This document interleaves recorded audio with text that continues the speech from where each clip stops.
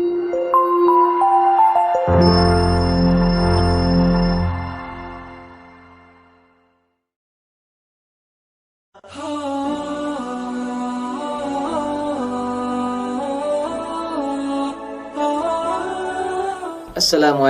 warahmatullahi wabarakatuh.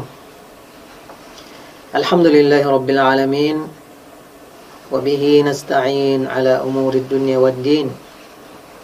Wassalatu wassalamu ala ashrafil anbiya'i wal mursalin, nabiyina Muhammadin wa ala alihi wa sahbihi ajma'in.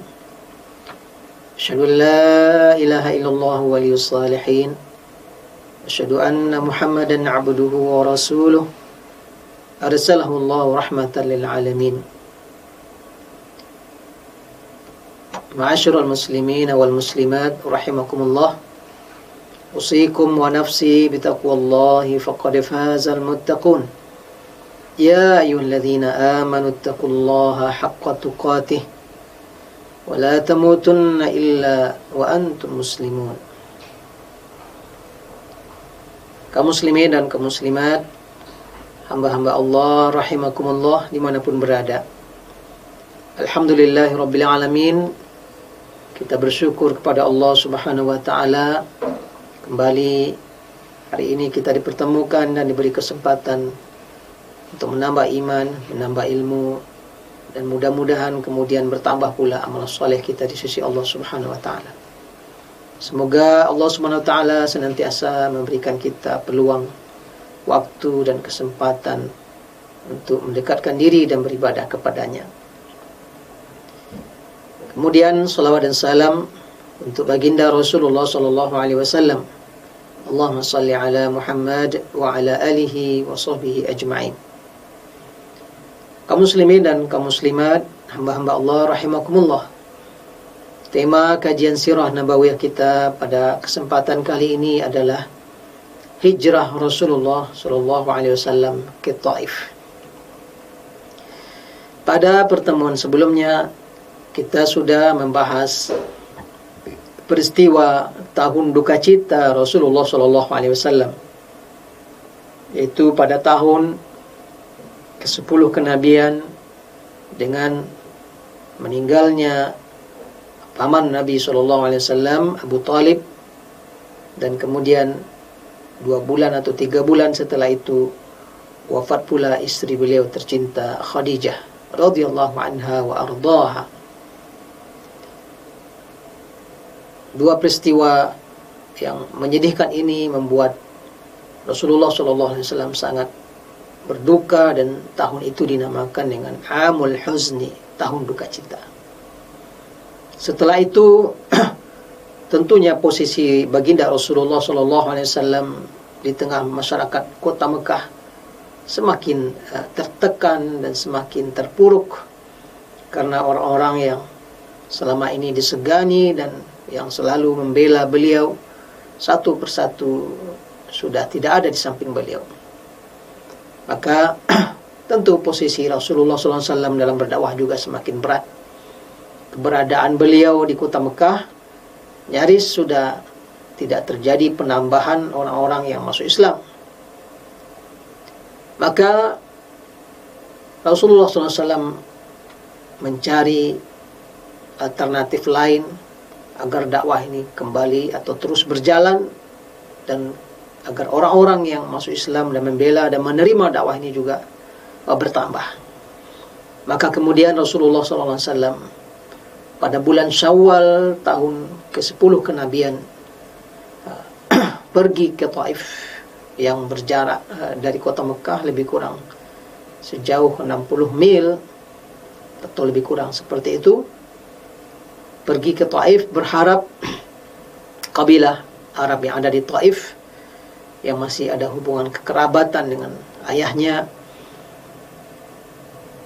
ada pembelaan, ada yang mau masuk Islam di sana. Maka berangkatlah Rasulullah SAW ke Taif ditemani oleh budak beliau Zaid bin Harithah. Ketika Rasulullah SAW sampai di Taif, lebih kurang selama 10 hari beliau berada di Taif. Beliau datang tentunya masuk ke Taif diam-diam dan datang menemui tokoh-tokoh orang-orang penting di Taif. Dia temuilah beberapa orang untuk menawarkan Islam dan mengajak mereka mau masuk Islam, dan kemudian tentu ikut serta membela dan memperjuangkan agama ini. Salah seorang tokoh di kota Taif yang dijumpai Rasulullah, ada 3 tokoh penting yang didatangi. Salah satu memberikan respon yang sangat memilukan.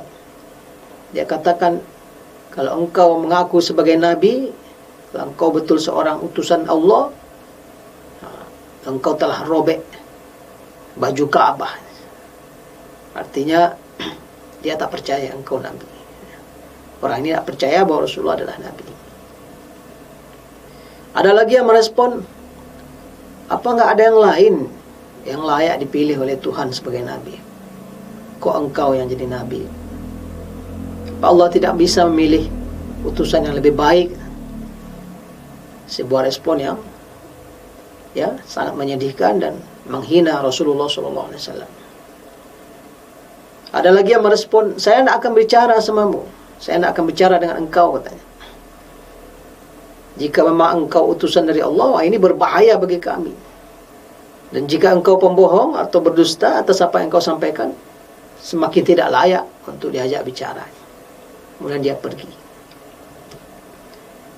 Intinya ini tokoh-tokoh penting di Taif menolak dakwah Rasulullah. Tapi Rasulullah terus berusaha menemui beberapa tokoh, menawarkan agar mereka mau masuk Islam dan mau kemudian membela Islam. Namun ternyata tawaran-tawaran Rasulullah SAW tidak ada yang menerima.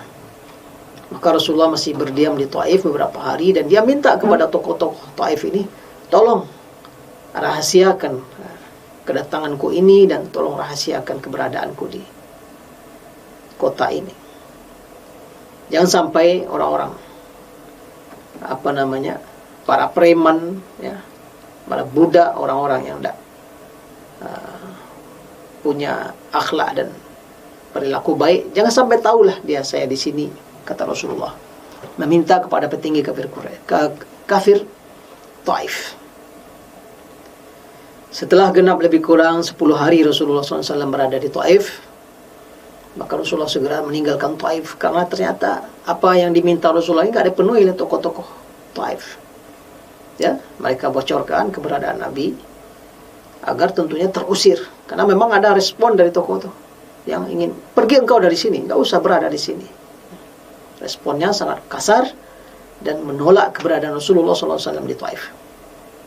Maka ketika Rasulullah dengan Zaid bin Harithah meninggalkan Taif, itu mereka diiringi dan dikejar oleh para budak, para sufaha, orang-orang preman dan orang-orang tak berakhlak di kota Taif.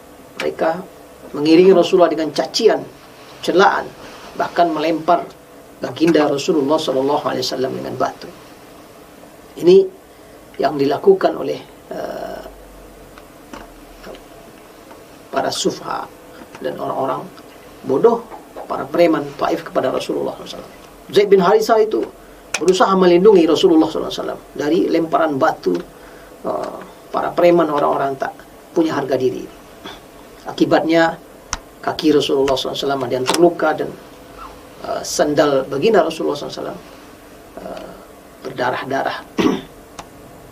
Alhamdulillah, mereka berdua berhasil lari meninggalkan Taif sekitar 3 mil. Setelah itu mereka bisa menyelamatkan diri berlindung di kebun milik dari 2 anak Rabi'ah, yaitu Utbah dan Syaibah bin Rabi'ah.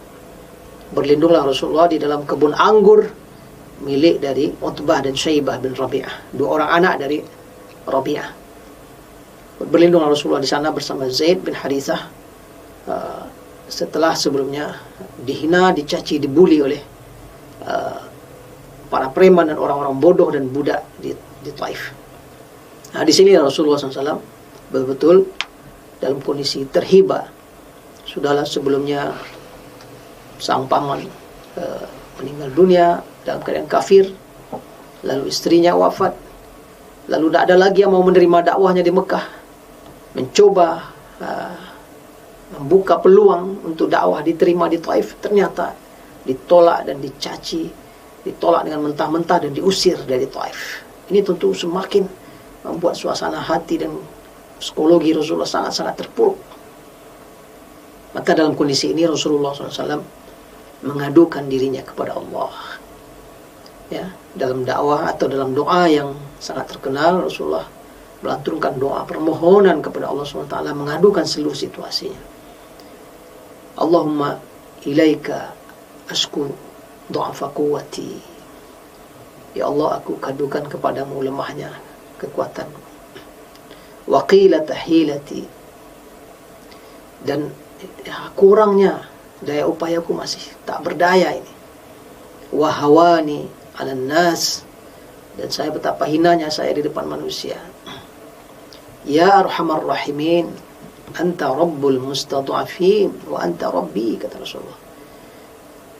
Wahai Zat yang maha pengasih, maha penyayang, engkau adalah Tuhan orang-orang lemah dan engkau adalah Tuhanku, kata Rasulullah. Ila man takiluni,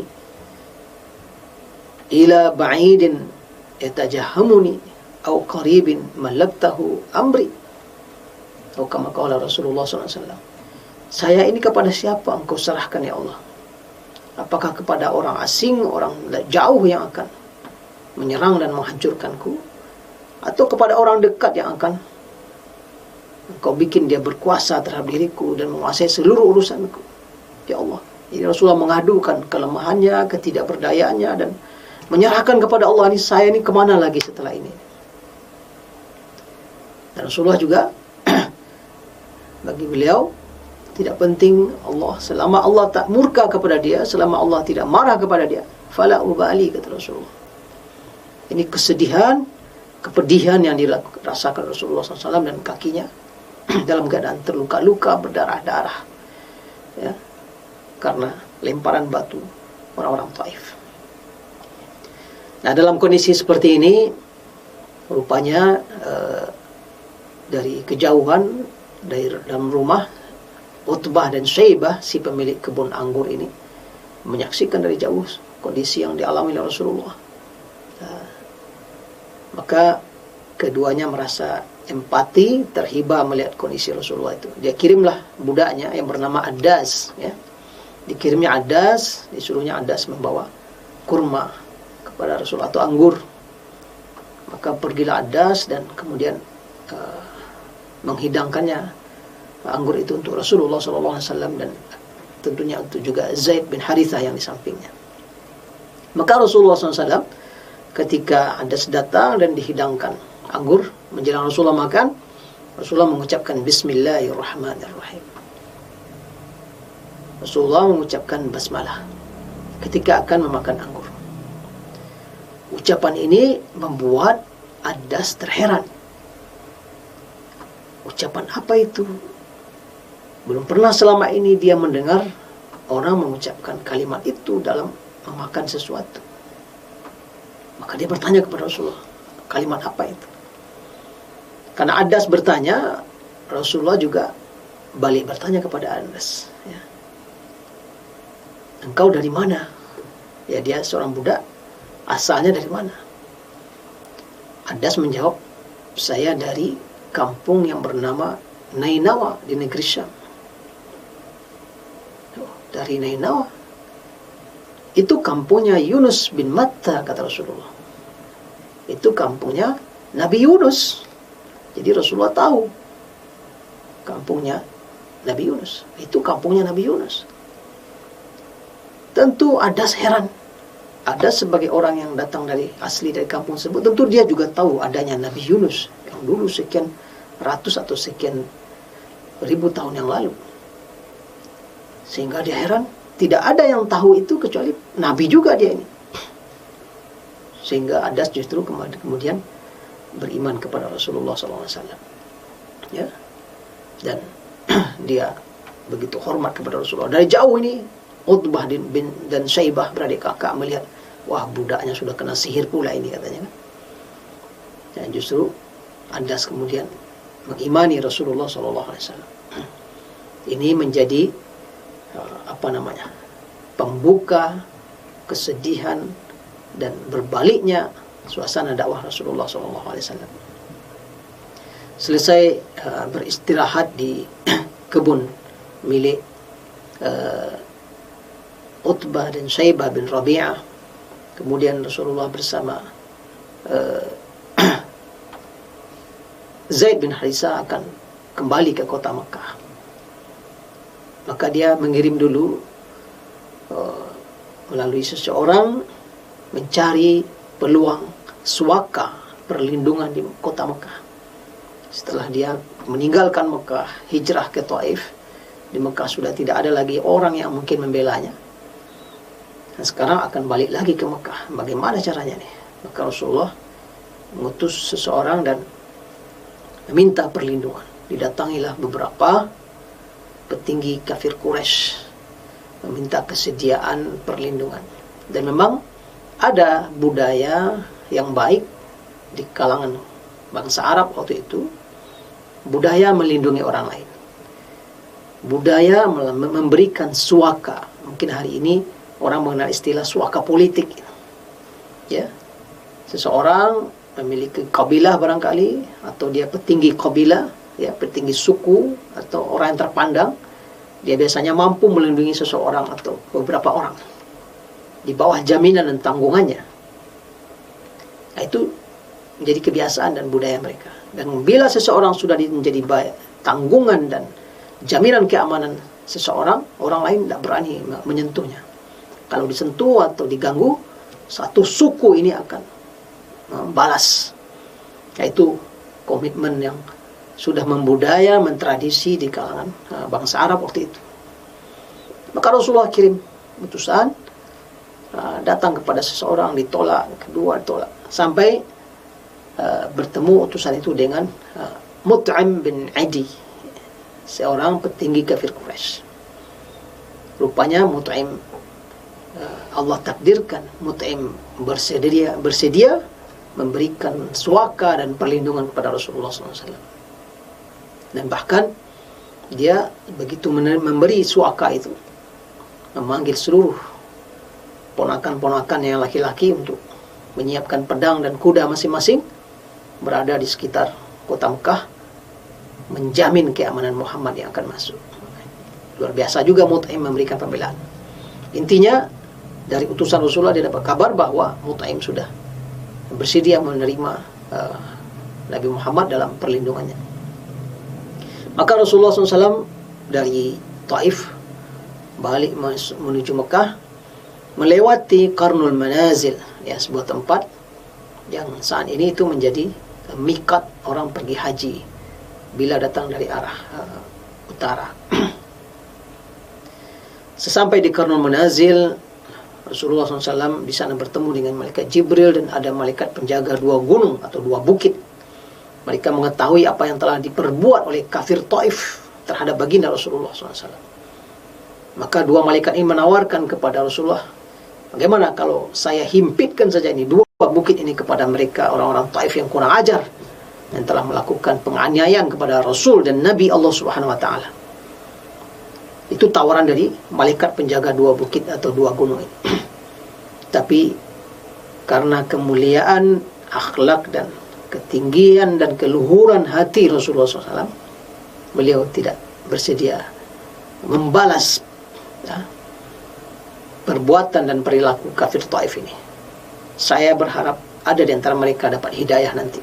Itulah ketinggian dakwah Rasulullah. Tidak ada dendam, tidak ada kebencian. Maka dia tidak menerima tawaran dari malaikat penjaga dua bukit. Tak usah. Mudah-mudahan nanti di kaum itu ada yang akan mendapat petunjuk dari Allah Subhanahu wa taala. Maka kemudian juga Rasulullah SAW melanjutkan perjalanan. Tidak jauh di sana, ternyata segerombolan jin mendengar Rasulullah SAW membaca Al-Quran. Yang kemudian sebagian Allah ceritakan dalam surat Jin. Mereka dengar Rasulullah membaca Al-Quran dan mereka beriman dengan Al-Quran yang dibaca oleh Rasulullah SAW. Ini berita gembira berikutnya. Setelah tadi Adas percaya dan beriman kepada Rasulullah, Tak lama setelah itu, sekelompok jin yang mendengar Rasulullah membaca Al-Quran, mereka pun beriman kepada Rasulullah SAW. Maka kemudian Rasulullah SAW kembali masuk ke dalam kota Mekah di bawah jaminan Mut'im bin Adi dengan seluruh anggota kabilahnya. Rasulullah bisa masuk Mekah kembali, tawaf keliling Ka'bah, lalu kemudian solat dan bisa pulang ke rumahnya. Ini betul-betul datang bantuan dari Allah Subhanahu wa taala setelah situasi semakin terpuruk, situasi semakin memburuk.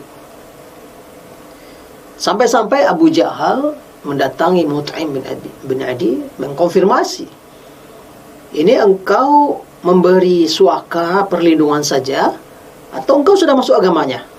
Itu kata Abu Jahal bertanya kepada Mut'im. Mut'im mengatakan, saya hanya berikan suaka, saya hanya berikan perlindungan, saya tidak masuk agamanya. Nah, itu juga sebuah kemuliaan, sportivitas, ya.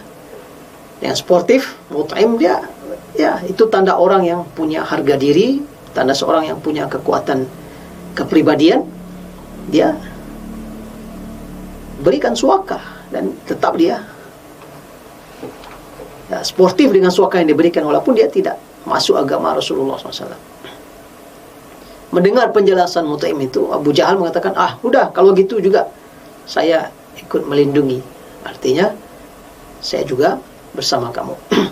Akhirnya Rasulullah SAW yang sebelumnya lari atau keluar dari kota Mekah, hijrah ke Taif dan terhina di Taif, ya, dianiaya dan dicaci maki, tapi kemudian Rasulullah SAW balik dan masuk ke dalam kota Mekah dengan, dalam tanda kutip, terhormat, walaupun itu di bawah perlindungan dan suaka yang diberikan oleh salah seorang petinggi kafir Quraisy, yaitunya Mut'im bin Adi. Maka Rasulullah SAW kembali bisa berada di Mekah dan melanjutkan, ya, sisa-sisa waktu beliau yang kemudian setelah itu Rasulullah akan sudah mulai berfikir menawarkan dakwah Islam ini kepada orang luar Mekah. Karena dakwah di kota Mekah sudah mentok, orang-orang yang akan masuk Islam sepertinya sudah tidak ada lagi penambahan. Sudah dicoba juga ke Taif, rupanya juga tidak mendapatkan sambutan. Maka setelah pasca dari baliknya hijrah ke Taif, Rasulullah mulai menyisir, ya, menyodorkan dakwah ini kepada orang-orang luar dari kota Mekah yang datang ke Mekah, terutama ketika musim haji. Ini beberapa kisah di balik peristiwa hijrah Rasulullah SAW ke Taif. Dari peristiwa ini dapat kita ambil beberapa pelajaran. Yang pertama, sudah menjadi sunnatullah dalam perjalanan dakwah, pasti da'i dan siapapun pendukung dakwah akan mengalami ujian, dan biasanya ujian dari waktu ke waktu semakin berat dan semakin tertekan. Ibunda Aisyah radhiyallahu anha ketika di Mekah, ketika di Madinah, setelah selesai perang Uhud, jauh setelah perang Uhud, dia pernah bertanya kepada Rasulullah, wahai Rasulullah, pernah nggak engkau melewati hari yang lebih berat daripada hari perang Uhud? Kita ketahui perang Uhud itu luar biasa, pasukan umat Islam mengalami kekalahan, nyaris Rasulullah SAW terbunuh, terluka-luka beliau, dan 70 sahabat mati syahid, termasuk orang tersayang dan terkasih beliau, paman beliau sendiri, yaitu Hamzah bin Abdul Muttalib, mati syahid di Uhud. Mus'ab bin Umair syahid, ya. Para sahabat terluka, mati syahid 70 orang. Bukan main. Perang Uhud mendatangkan duka dan kesedihan juga. Situasi setelah perang Uhud itu suasana yang sangat berat, apalagi orang-orang munafikin dan orang-orang Yahudi di kota Madinah. Wah, coba kenapa kalian tidak patuh sama kami, nggak dengar pendapat kami, pergi perang keluar, mati kalian semuanya. Di Madinah dapat tekanan, hasil perang juga sedemikian rupa, kekalahan. Memang perang Uhud sangat berat. Nah, Ibunda Aisyah mengatakan, bertanya kepada Rasulullah, ya Rasulullah, pernahkah engkau melewati hari yang lebih berat daripada Uhud? Maka Rasulullah mengatakan, hari yang paling berat dari Uhud adalah hari ketika hijrah ke Taif. Ya, hari ketika hijrah ke Taif yang betul-betul terhina, ya, Rasulullah SAW setelah tahun duka cita pergi ke Taif, dapat sambutan yang sangat buruk dari kafir Taif. Jadi itulah konsekuensi dakwah memang. Para da'i dan juru dakwah akan mengalami tekanan, ujian dari berbagai arah dan berbagai pihak. Itu pelajaran pertama yang harus kita sadari sebagai orang yang memilih jalan untuk menyampaikan kebenaran di jalan Allah Subhanahu wa taala. Pelajaran yang kedua yang bisa kita ambil dalam kejadian ini adalah dai harus terus mengambil kesempatan. Sesempit apapun situasi dan suasana, terus mencari peluang dakwah ini disampaikan kepada orang lain. Urusan dakwah diterima dan diterima oleh orang lain, itu adalah Allah Subhanahu wa taala. Tugas kita adalah berdakwah. Sampai tidak sampai, itu urusan Allah Subhanahu wa taala.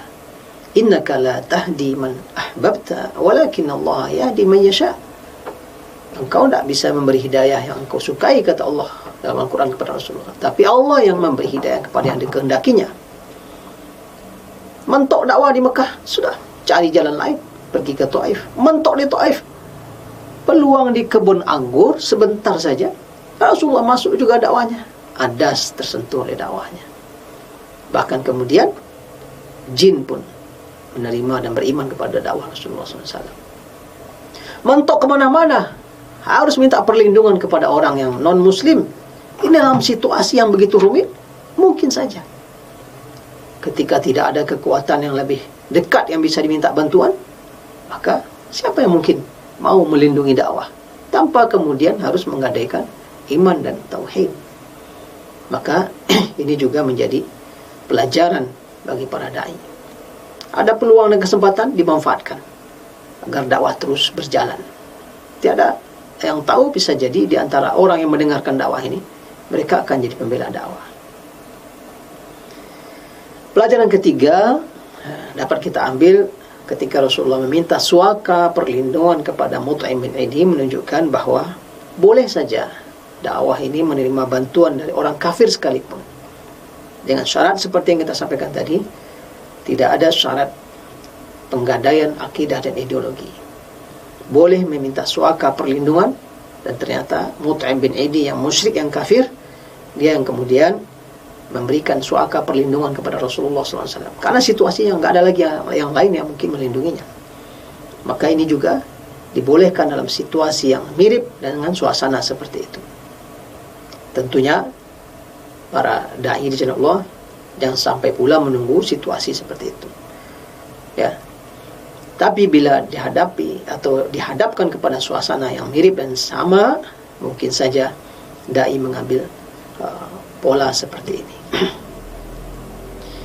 Itu barangkali beberapa pelajaran bisa kita ambil dari peristiwa hijrahnya Nabi SAW ke Taif yang dilakukan Rasulullah pasca wafatnya Abu Talib dan istrinya Khadijah, dan semakin berat dan tertekannya dakwah Rasulullah di kota Mekah.